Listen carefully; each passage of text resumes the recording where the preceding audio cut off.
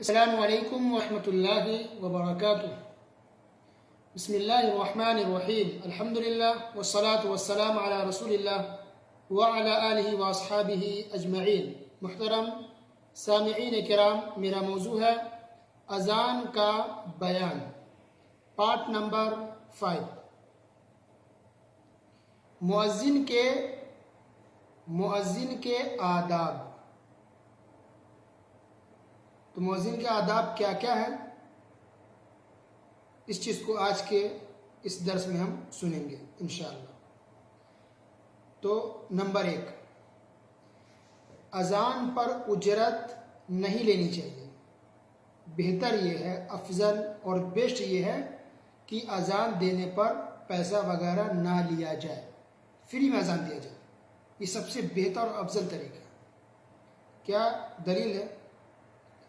سنن ابی داؤد، سنن نسائی، ترمذی اور ابن ماجہ کے اندر حدیث ہے، حدیث صحیح ہے۔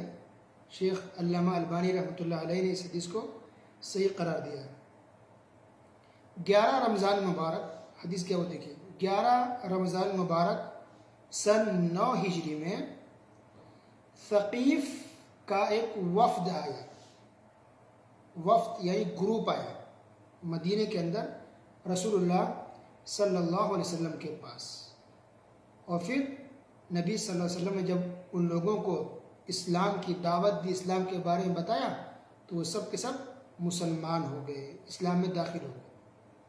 تو اس گروپ میں سے جو وفد تھا، یہ ٹیم تھی لوگوں کی، اس میں سے ایک تھے عثمان بن ابی العاص رضی اللہ تعالیٰ عنہ۔ جب یہ لوگ مسلمان ہو گئے، دین کا علم حاصل کر لیے، قرآن کی بھی تعلیم لے لیے، قرآن بھی سیکھ لیے، تو جب لوٹنے لگے تو عثمان بن ابی العاص رضی اللہ عنہ نے کہا رسول اللہ صلی اللہ علیہ وسلم سے کہ آپ مجھے میری قوم کا امام بنا دیجیے۔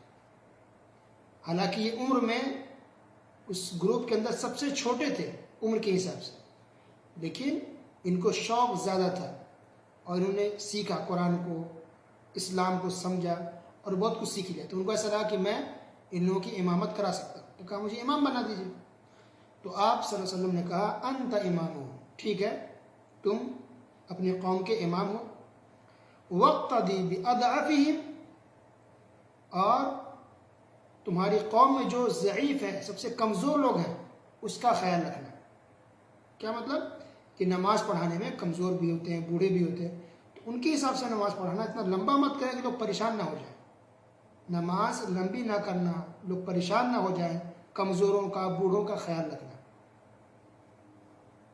وَاتَّخِذْ مُؤَذِّنًا لَا يَأْخُذُ عَلَىٰ أَذَانِهِ أَجْرًا، یہ جو ٹکڑا حدیث کا، اس کا تعلق ہمارے موضوع سے ہے۔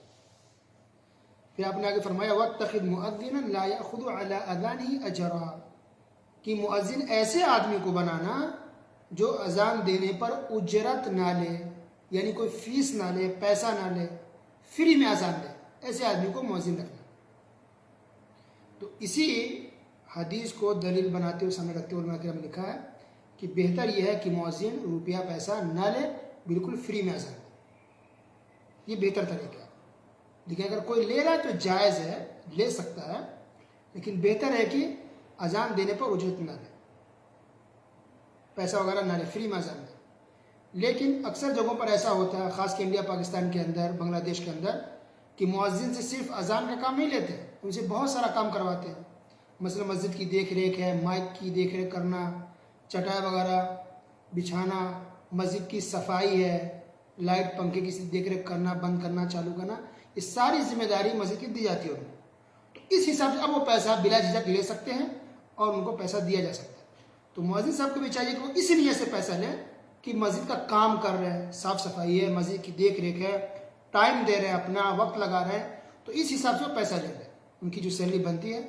اور پیسہ دینے والے بھی یہ سوچ کے دیں کہ وہ کام کر رہے ہیں مسجد کا، اس حساب سے اذان کو سوچ کر کے پیسہ نہ دیں اور اذان دینے کی نیت سے پیسہ نہ دیں، یہ اچھا طریقہ ہوگا۔ اذان صرف اللہ کی خاطر دیں، اللہ کی رضا کے لیے، اللہ کو راضی کرنے کے لیے۔ لیکن اگر مؤذن صاحب کو پیسہ اگر بیت المال سے دیا جائے، یہ اور بھی اچھی بات ہو، کوئی انسان دے، عام انسان، اس سے اچھا ہے کہ بیت المال سے پیسہ دیا جائے۔ لیکن عام انسانوں کی اگر بات کریں کہ مصلی ہیں، نماز پڑھنے والے لوگ ہیں، اگر وہ لوگ اپنی خوشی سے دیتے ہیں بطور ہدیہ کے، تحفہ کے، ہر مہینے یا جب دل چاہے، تو اس طرح کا پیسہ لینے میں یا ہدیہ لینے میں کوئی حرج کی بات نہیں ہے۔ حرج اس میں کہ باقاعدہ ایگریمنٹ ہو کہ اذان دیں گے تو اس کی یہ سیلری ہوگی، یہ چیز نہیں کرنی چاہیے۔ پتہ کہ اس کی بہت بڑی حکمت یہ ہے کہ اذان چونکہ ایک شریعت کا مسئلہ ہے، عبادت ہے، اور اتنی فضیلت ہے اس کی کہ اس کا اجر اللہ ہی دے سکتا ہے، کوئی انسان نہیں دے سکتا۔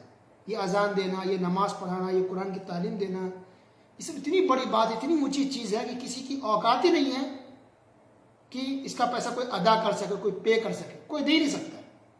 اس لیے ان چیزوں کے بدلے انسان ان چیزوں کا بدلہ اللہ کے اوپر چھوڑ دے کہ اس کا بدلہ ہمیں اللہ سے چاہیے، قیامت کے دن چاہیے، یا دنیا میں اس کا جو ثواب اللہ ہی دے، انسان نہیں دے سکتا۔ اور سائڈ سے پارٹ ٹائم کوئی کام کرنا چاہیے، کوئی جاب کرے، کوئی بزنس کرے چھوٹا موٹا، یا کم سے کم جاب کر لیں، کوئی بھی حلال کام ہے، کام چھوٹا بڑا نہیں ہوتا، کرنا چاہیے، یہ سب سے بہتر طریقہ ہے۔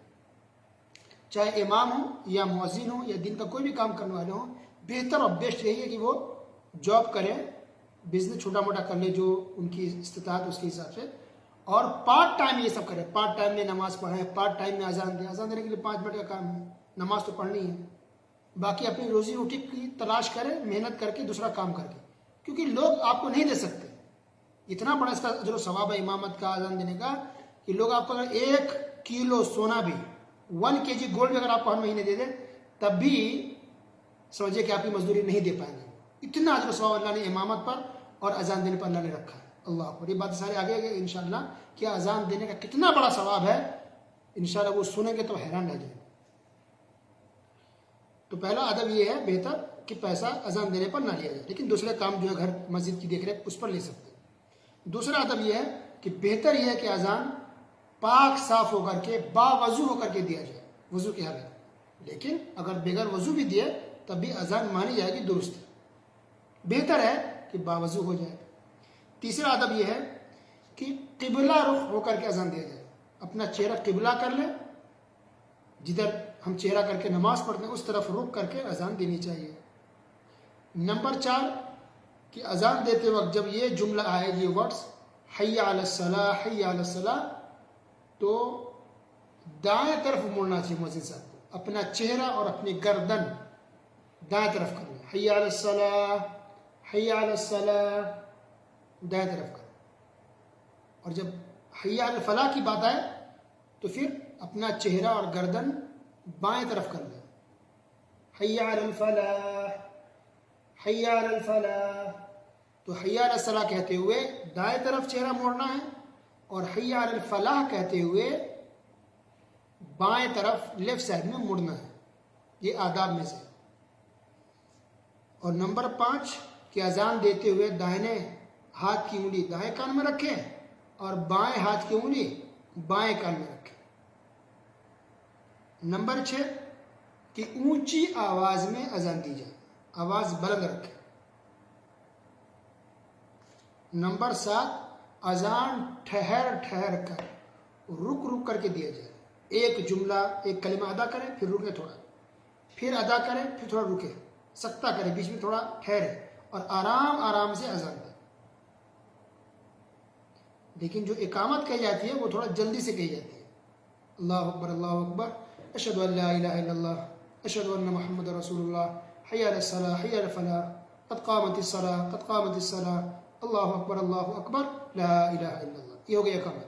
لیکن اذان میں تھوڑا کھینچ کے، آرام سے، ٹھہر ٹھہر کے، ہر جملے کے بیچ میں ٹھہرا جائے، تھوڑا رکا جائے اور اطمینان سے اذان دیا جائے۔ اور نمبر 8 اذان دیتے وقت یا اقامت کہتے وقت بیچ میں بات نہیں کرنی چاہیے۔ یہ تقریباً 8 یہ بنیادی آداب ہیں اذان کے، تو اس کا خیال رکھیں تو بہتر ہوگا۔ اور اذان اگر مائک ہے ماشاءاللہ آواز تو باہر جاتی ہے، مگر مائک نہیں تو اونچی جگہ پر چڑھنی چاہیے، اونچی جگہ پر جا کر کے اذان دینا، یہ بھی ایک سنت میں سے۔ بلال رضی اللہ عنہ اونچی جگہ پر جاتے تھے۔ اور ایک بات یہ بھی ہے کہ اذان تھوڑا باہر کی طرف نکل کے اذان دی جائے، مسجد کے اندر ہی، لیکن مثلا مین گیٹ کے پاس جو اصل ڈور ہے، دروازہ، وہاں پر دیں تو یار اچھا ہوگا۔ باقی باتیں انشاءاللہ اگلے درس میں بیان کریں گے۔ آج کے لیے بس اتنا ہی۔ وصلی اللہ علی نبینا محمد وعلی آلہ وصحبہ اجمعین۔ والسلام علیکم ورحمۃ اللہ وبرکاتہ.